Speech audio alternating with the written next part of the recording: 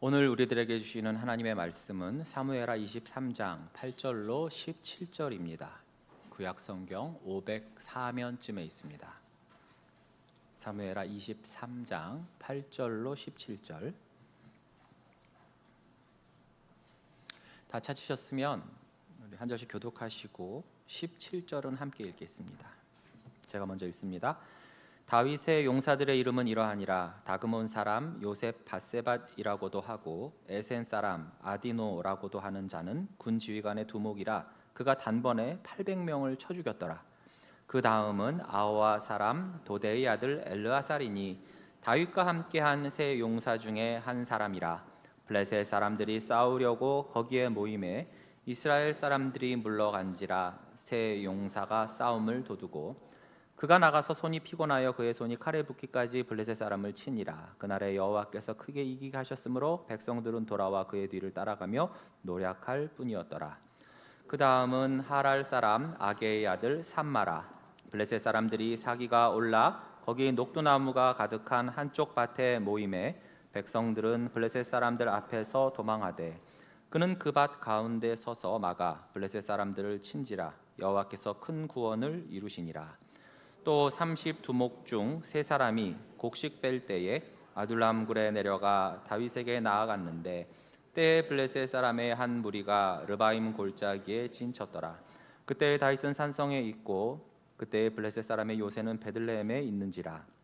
다윗이 소원하여 이르되 베들레헴 성문 곁 우물물을 누가 내게 마시게 할까 하매 세 용사가 블레셋 사람의 진영을 돌파하고 지나가서 베들레헴 성문 곁 우물물 길어 가지고 다윗에게로 왔으나 다윗이 마시기를 기뻐하지 아니하고 그 물을 여호와께 부어드리며 함께 읽습니다. 이르되 여호와여 내가 나를 위하여 결단코 이런 말을 하지 아니하리이다. 이는 목숨을 걸고 갔던 사람들의 피가 아니니까 하고 마시기를 즐겨하지 아니하니라. 세 용사가 이런 일을 행하였더라. 아멘. 살면서 종종 내 마음을 또 본심을 또 가장 가까운 사람까지도 이제 몰라주는 것 같아서 또 무시하는 것 같아서 외면하는 것 같아서 어떤 그 외로움이라든지 또는 섭섭함을 느끼는 경우도 많고 또 그것이 쌓이다 보면 막 화가 나기도 해요. 때론 내가 힘겹게 헌신하고 수고하고 기도하는 것을 남들이 잘 알아주지 않는 것처럼 느껴질 때도 있습니다. 그런데 그 사람이 일부러 모른 척하는 게 아니라 정말 모를 수도 있잖아요. 그럼에도 섭섭합니다. 그래서 어떨 때는 대놓고 이야기를 할 때도 있어요. 하소연을 하는 거죠. 좀 알아달라고. 어느 아내가 남편에게 명절에 무리를 했나? 어깨가 아프고 허리가 뻐근하네. 자, 그랬다면 남편은 어떻게 해야 될까요? 1번, 내가 좀 주물러 줄까? 2번, 오늘 설거지랑 방 청소는 내가 할게. 쉬어. 3번, 당신 요즘 입을 만한 옷 없지? 가서 사.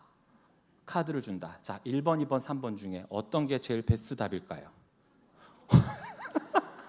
뭐 주물러주고 뭐 청소 다 필요 없어. 자, 그렇게 카드를 내미는 순간 어떻게 됩니까? 뻐근했던 어깨와 허리는 단번에 낫고 가정에는 평화가 옵니다. 그런데 만약 거기다 대고 자기도 뻐근해? 나도 허리가 아파. 이런다든지, 그거 당신 살쪄서 그래. 그런다든지, 아니면 옆에서 하소연하고 있는데 TV를 보면서 저 개그맨 되게 웃기지 않아? 이런다면 어떻게 됩니까? 너 내 말 안 듣지? 그러면서 그 다음 상황은 너무나 끔찍해서 제가 입으로 차마 말을 할 수가 없을 것 같아요. 이처럼 누군가가 내 마음을 알아줄 때, 내 수고를 알아줄 때 그것은 큰 위로가 되고 또한 감동이 됩니다. 그런데 이를 위해선 평소에 사랑과 관심과 애정을 담아서 지켜보고 그의 말에 귀를 기울여야 돼요. 마지막 잎새로 유명한 미국 작가 오 헨리의 크리스마스 선물이라는 단편 소설이 있습니다. 가난한 부부였던 델라와 짐이라는 부부는 서로에게 이제 크리스마스를 앞두고 선물을 해주고 싶었어요. 아내 델라는 남편 짐이 너무나도 아끼는 회중시계가 있었는데, 회중시계가 뭔지 아시죠? 동그랗고 이렇게 뚜껑 딱 여는 그런 옛날 시계. 그런데 거기에 줄이 없었던 거예요. 그러니까 볼품이 없죠. 그러니까 사람들이 있을 때는 그걸 잘 꺼내보지 않는 거예요. 그래서 거기에 어울릴 만한 멋진 은 시계줄을 사주고 싶어서 평소 늘 그걸 생각하고 눈여겨보면서 이거 선물로 주면 남편이 받으면 얼마나 기뻐할까 했지만 살 돈이 없었어요. 왜? 너무 가난했으니까. 한편 남편 짐은 아내 델라의 그 허리까지 내려오는 치렁치렁하고 풍성한 그 갈색 머리에 어울릴 만한 예쁜 빗을 평소 늘 생각하고 눈여겨보면서 이걸 아내에게 선물로 주면 얼마나 좋아할까 했지만 역시 살 돈이 없었어요. 왜? 가난하니까. 요즘같이 무슨 민생지원 쿠폰이라도 배급이 나오면 어떻게 해보겠는데 그땐 그런 것도 없었어요. 그런데 크리스마스 당일날 이 둘은 서로에게 선물을 건넵니다. 어떻게 샀을까요? 먼저 아내 델라는 자신의 그 아름답고도 치렁치렁한 긴 머리카락을 싹둑 잘라서 팔아가지고 남편의 회중시계의 줄을 산 거예요. 그리고 나서 그 짧아진 머리를 감추기 위해서 곱슬머리로 스타일을 바꾸고 그리고 남편이 돌아오기만을 집에서 기다렸습니다. 그런데 집으로 돌아온 남편 짐은 너무나 황당했습니다. 왜 그렇습니까? 자신은 가문의 보물이자 자기가 제일 소중히 여겼던 그 회중시계를 팔아서 어떻게 했어요? 아내의 길고 풍성한 머리에 어울리는 빗을 사가지고 왔던 겁니다. 그러나 이젠 아내에게는 그 빗이 필요가 없어졌고 남편에게도 더 이상 그 줄이 필요가 없어졌어요. 그러나 이 둘은 이 선물들 앞에서 서로를 바라보면서 미소를 지었습니다. 이 선물들이 당장엔 쓸모없는 것처럼 보였지만 서로의 사랑, 그 마음을 더 깊이, 더 확실하게 확인할 수 있는, 확증시키는 선물들이었기 때문이에요. 만약 여러분이 이러한 상황이라면 어떻게 하셨을 것 같아요? 이렇게 지금 당장 나한테 필요 없는 선물을 사가지고 왔어. 여러분 어떻게 하실 것 같으세요?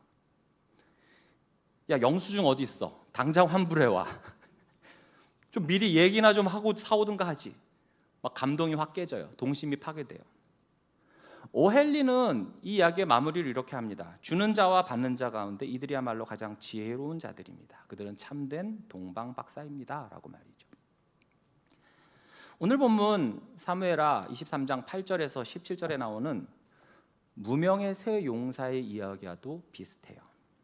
평소 사랑과 충성으로 상대의 마음을 읽어내고 그의 소원을 위하여 목숨까지 걸며 헌신하는 모습이 나오죠. 그런데 이러한 모습은 하나님께서 우리 각 사람의 마음을 어떻게 헤아리시고 또 우리의 모든 기도를 어떻게 들으시는지를 또한 잘 나타내주고 있습니다. 우리가 그동안 이 사무엘 상하를 묵상하면서 다윗에게 매우 적대적이고도 그를 미워했던 사람들, 당장 기억나는 사람들만도 여럿이 있죠.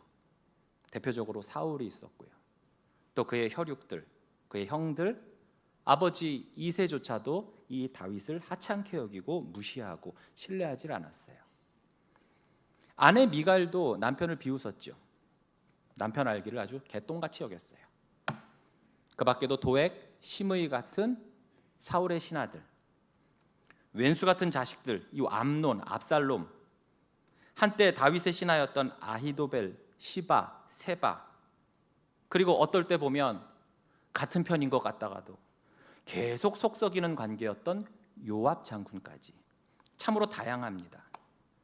그런데 이 사무엘서의 마지막 한 장, 24장을 남겨두고 성경은 그 앞에 있는 23장 전체를 통해서 다윗을 도운 사람들의 이름만으로 할애하고 있어요. 즉 이 말은 무엇입니까? 하나님의 나라를 세워가는 데 있어서는 물론 반대하는 대적들도 있지만, 그러나 그러한 자들을 물리치고도 남는, 그러한 돕는 자들, 믿음의 용사들을 하나님이 보내주시고 세워주신다는 것입니다. 어느 한두 사람의 영웅, 뛰어난 한두 명의 지도자로만 하나님의 나라를 만들어 가시는 게 아니라는 거예요. 우리가 바울 서신서에도 보면 아시겠지만 마지막 장에는 꼭 뭐가 나옵니까? 도움을 준 대상들에 대한 감사와 문안 인사가 나옵니다. 편지를 전달한 사람들이라든지, 편지를 대필한 사람, 또 물질로 헌신한 사람들, 또 교회와 바울과 전도 일행을 도왔던 많은 사람들의 그 헌신, 봉사, 더 나아가 순교가 있었기 때문에 이처럼 복음 전파가 가능했던 것이죠. 오늘날 교회도 마찬가지입니다. 예전에는 카리스마 있는 담임 목사 한 사람이 좌지우지하고 주목을 받았다면, 이제는 그러한 시대는 지나갔죠. 한 사람의 목회자로 인해 교회가 유명해지는 것이 아니라 바로 예수 그리스도의 참된 제자들로 훈련받은 성도들로 인해서 유명해지는 교회가 되어야 돼요. 그런 의미에서 오늘 본문 중에 제일 먼저 새 용사, 삼총사의 이름이 등장합니다. 여러분도 삼국지 읽어보셨죠? 거기 보면 유비한테는 관우, 장비, 조자룡 같은 삼총사가 있었어요. 알렉산더 뒤바의 삼총사를 보면 아토스, 프로토스, 아라미스 같은 세 총사가 나와요. 저도 어릴 적에 친한 친구들과 놀 때 저까지 꼭 3명하고만 어울리고 어지간하면은 그 이상을 넘어가지 않으려고 했어요. 4명, 5명. 왜요? 그렇게 되면 삼총사가 안 되니까. 그때 막 삼총사 만화가 막 되게 인기를 끌었거든요. 이처럼 다윗과 이스라엘에게서 최고의 세 용사, 삼총사로 칭송받는 사람들의 이름이 먼저 등장을 합니다. 요셉, 바세벳, 그리고 엘르아살, 삼마입니다. 그들의 업적이 8절에서 12절에 걸쳐서 기록이 되어 있는데, 우선 요셉, 바세벳은 거의 삼손에 견줄 만한 힘과 용기를 가진 사람이었습니다. 홀로 800명의 적을 상대했어요. 또한 엘르아살이라는 사람은 아군들이 다 도망갔음에도 불구하고 홀로 남아서 칼의 손잡이가 손바닥에 붙을 정도로, 이 뜻은 뭐냐 하면 너무나 굳세게 오래도록 칼자루를 쥐고 있어서, 그러면서 적을 베다 보니까 그만 팔에 쥐가 나서 이 손가락을 펴지 못했다라는 뜻도 되고, 또는 적의 피가 그대로 여기 굳어가지고 피떡이 된 거죠. 그래서 피가 접착체처럼 되어가지고 칼자루가 손에 붙었다라고도 볼 수 있는 거예요. 그만큼 치열하고도 쉴 틈 없는 전투를 벌였다는 뜻이에요. 마지막으로 삼마가 나오는데, 이 또한 백성들이 다 도망갔지만 홀로 블레셋 사람들을 막아낸 용기와 충성의 표상이었습니다. 그런데 이렇게 이들이 싸울 수 있었던 이유는 뭡니까? 10절, 12절에 나와요. 10절에 여호와께서 크게 이기게 하셨다고 했고, 12절에도 보면 여호와께서 큰 구원을 이루셨다고 했습니다. 즉 하나님께서 도우셔서 이 세 용사들을 통해 역사하셨던 거예요. 자, 그런데 이 정도의 장수들만 있어도 천군만마를 얻은 것 같고, 또 그래서 전쟁의 판도를 뒤집고 새롭게 역사를 쓸 것 같은데, 성경은 이후에 또 계속해서 또 다른 용사들을 소개하고 있습니다. 앞서 말한 그 이름난 세 용사 말고 또 다른 무명의 세 용사를 소개하는데, 그들의 용맹함뿐 아니라 바로 충성과 사랑을 나타내는 단적인 사건, 에피소드 하나를 언급하는데, 그것이 바로 이 무명의 세 용사가 다윗에게 물을 가져다 바친 사건이에요. 그것이 14절부터 17절까지 기록되어 있습니다.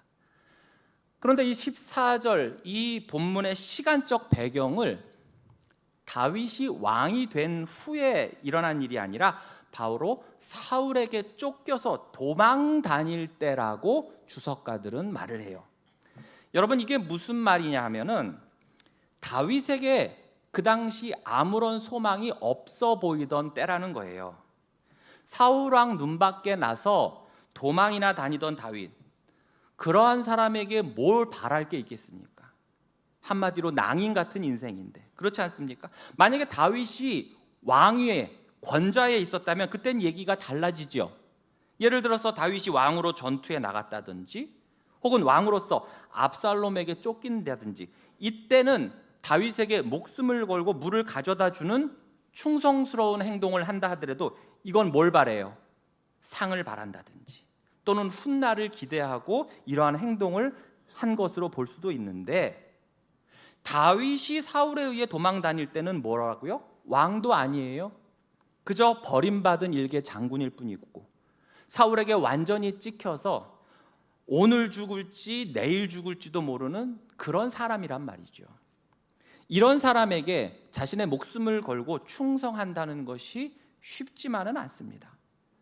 자, 14절에서 17절 본문을 좀 더 자세히 들여다보면, 자, 다윗도 그렇지만 그를 추종하는 자들 또한 사울에게 같이 쫓겨다니느라 다 같이 힘들고 다 같이 어려운 상황에서 어느 날 다윗은 자기도 모르게 좀 주책맞은 얘기를 한 거예요.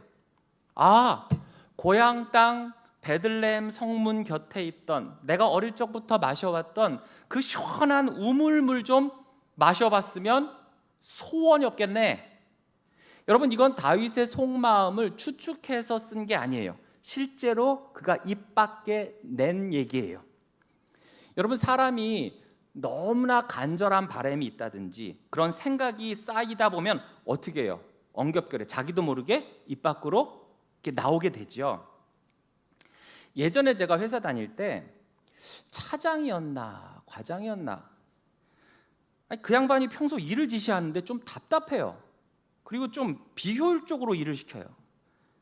그래서 보면 위에 상사가 좀 무능하면 밑에 사람이 손발이 고생하잖아요, 그렇죠? 그래서 속으로 저 진짜 못 해먹겠네, 왜 저래? 이런 마음이 계속 막 끌어오르는데, 그걸 사귀고 그렇게 일하다가 어느 날 터지고 만 거예요, 그게. 그래서 저도 모르게 그분 면전에서 진짜 못 해먹겠네, 이게 툭 튀어나온 거예요. 이제 저가 얼마나 놀랐겠어요, 저 자신도. 그 과장님도 눈이 동그래져가지고 놀래가지고, 너 지금 뭐라고 했어? 제가 제가 뭘요? 막 당황해가지고, 뭐? 진짜 못 해먹겠네? 그래서 제가 뭐라고 하겠어요, 그냥. 죄송합니다. 죄송합니다. 그러고 돌아섰는데 이게 맺힌 게 많았는지 나도 모르게 내 속마음이 또 나왔어요. 노인네 귀도 밝으네. 뭐라고? 막 도망 다니고 잡으러 다니고 막. 이처럼 우리가 속마음을 나도 모르게 입에서 읊조리듯이 다윗도 자기도 모르게 입 밖에 냈나 봐요. 여러분, 다윗과 그를 따르는 자들이 방랑 생활을 하던 이 아둘람굴 그쪽 지형은요, 석회암 지대라서 물이 그냥 비가 와도 땅 속으로 스며듭니다, 바로.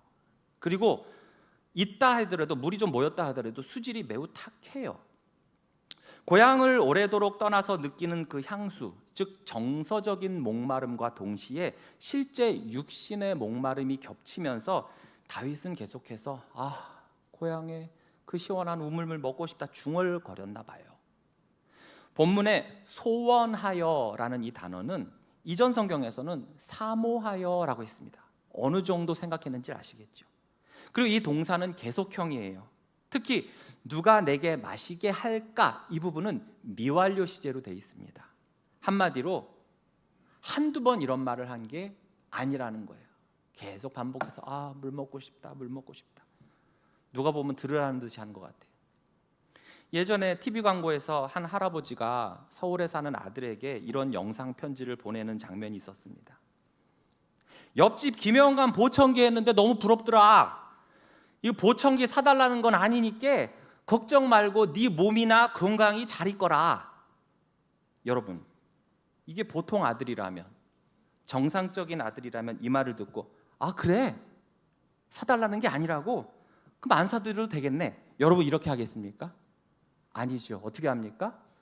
고민하고 또 고민하고, 그러면서 돈도 모으고, 그래서 생신이나 어버이날을 맞춰서 보청기를 사다 드릴 겁니다. 아버지의 마음, 그 보청기를 사모하고 소원하는 그 마음을 이해하고 시원케 하기 위해 노력했을 거예요. 이 무명의 새 용사도 그랬던 것 같습니다. 무심코 엿듣게 된 그 다윗의 소원이 이들에게는 계속해서 맴돌았어요.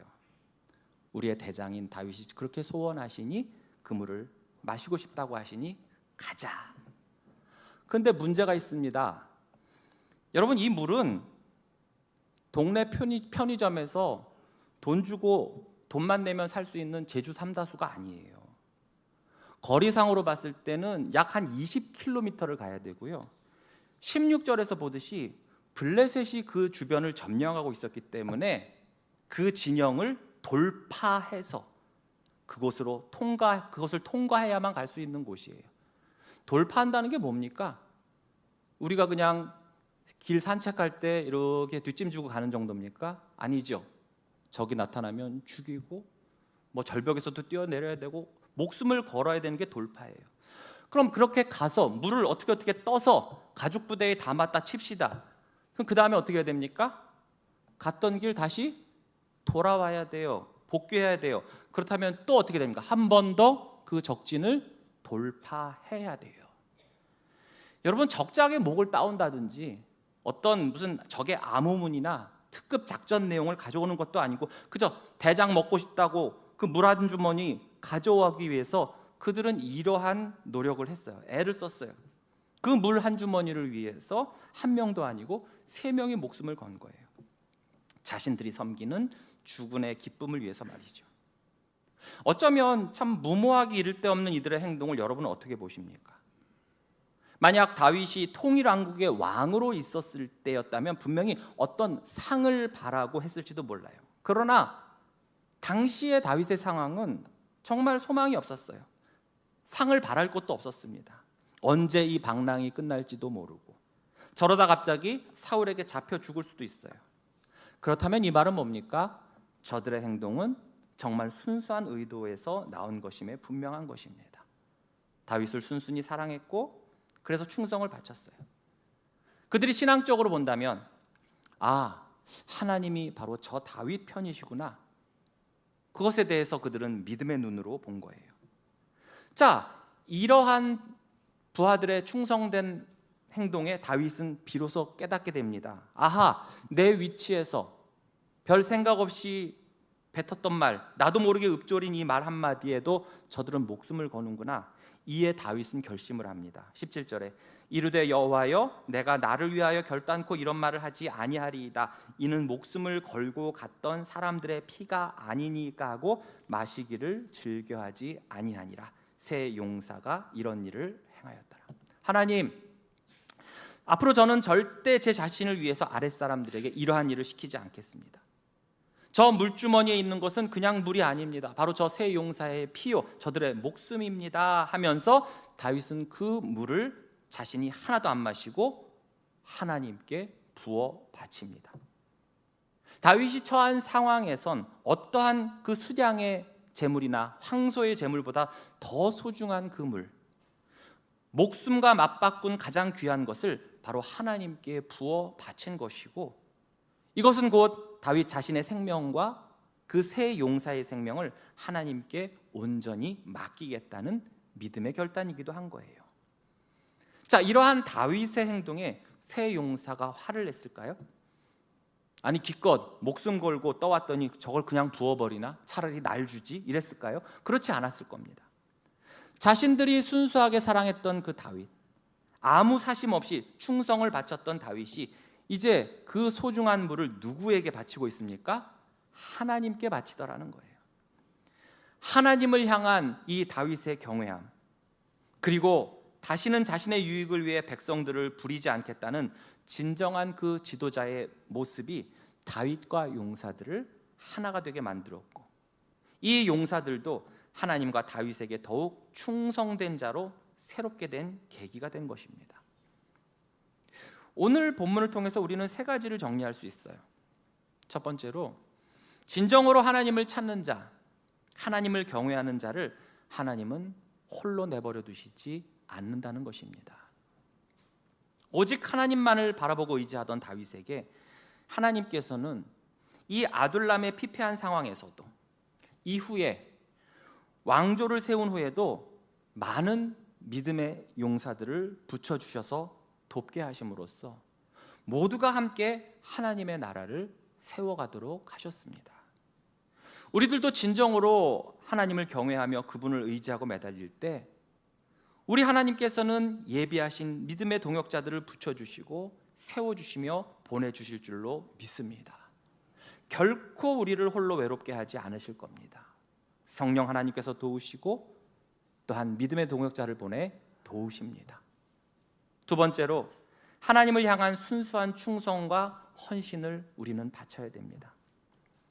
어떻게 보면 좀 경솔해 보일 수도 있는 다윗의 소원이었지만 새 용사는 평소에 그것을 귀담아 듣고 실행에 옮겨서 자신의 주인을 기쁘게 했어요. 결코 쉬운 일이 아니죠. 자신들의 목숨을 걸어야 했으니까.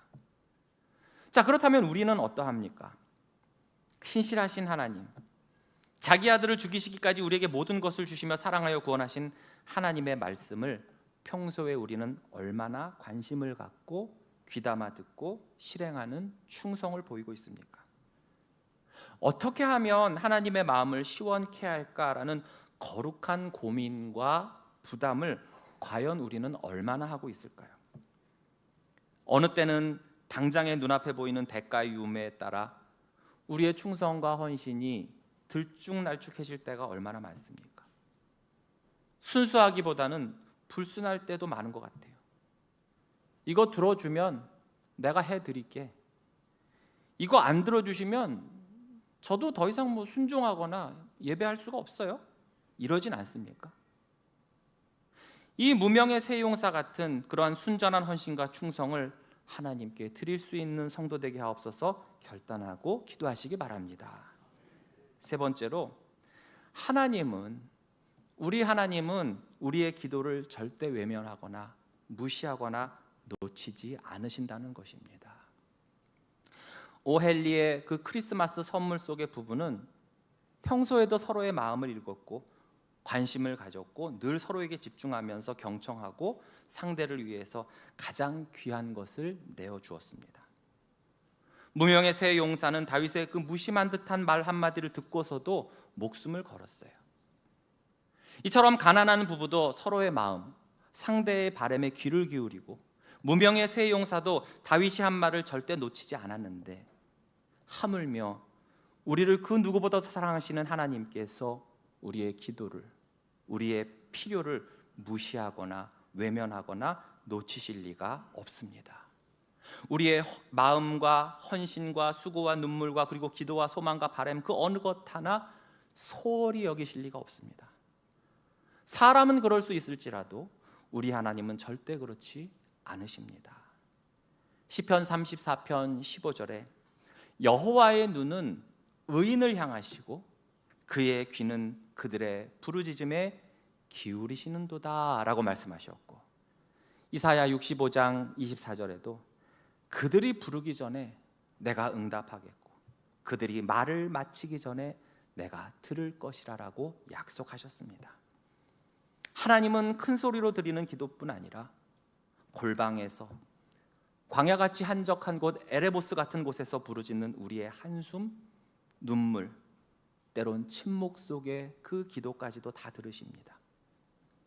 심지어 우리가 이건 사소해서 하나님이 안 들으실 거야 라고 생각하는 그 기도까지도 귀 기울여 주십니다.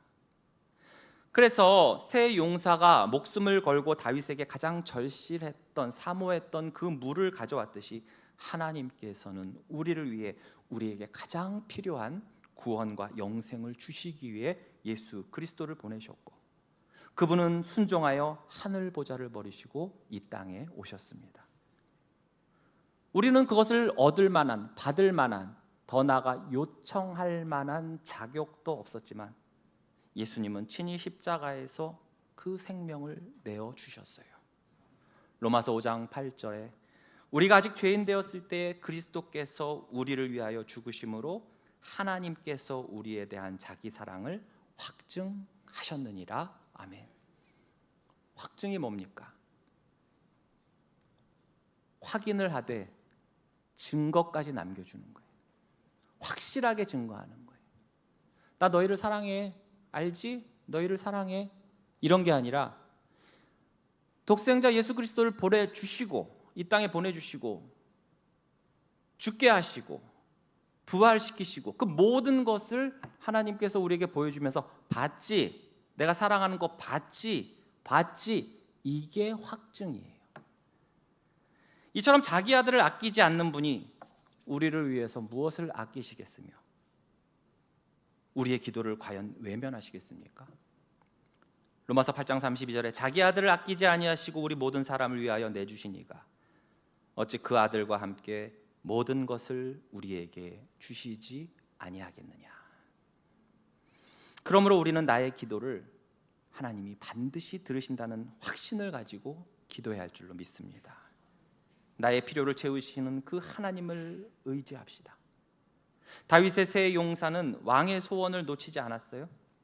크리스마스 선물에 나오는 이 부분은 서로의 마음을 읽었어요. 그런데 우리 하나님은 그들과는 비교할 수 없을 정도로 더 깊이, 더 세밀하게 우리의 마음을 읽으시고 우리의 필요를 아시고 우리의 모든 기도를 들으시고 채워주시는 분인 줄로 믿습니다. 그러므로 우리는 확신을 가지고 기도하되 그렇게 받은 응답으로 마치 다윗이 물을 전제와 같이 부어 하나님께 드리듯이 모든 영광을 하나님께 돌려드리고 그 내게 허락하신 모든 것들로 하나님의 마음을 기쁘게 시원케 하는 헌신의 반응을 나타내야 할 줄로 믿습니다. 한 주간 동안 우리 하나님은 언제나 내 기도, 내 한숨에 귀를 기울이시는데 나는 과연 얼마나 하나님의 말씀에, 그 뜻에, 그 음성에 귀를 기울이고 있는가? 다시금 회개하며 그 하나님께 늘 가까이 나가시기를 주님의 이름으로 축복합니다. 기도하겠습니다.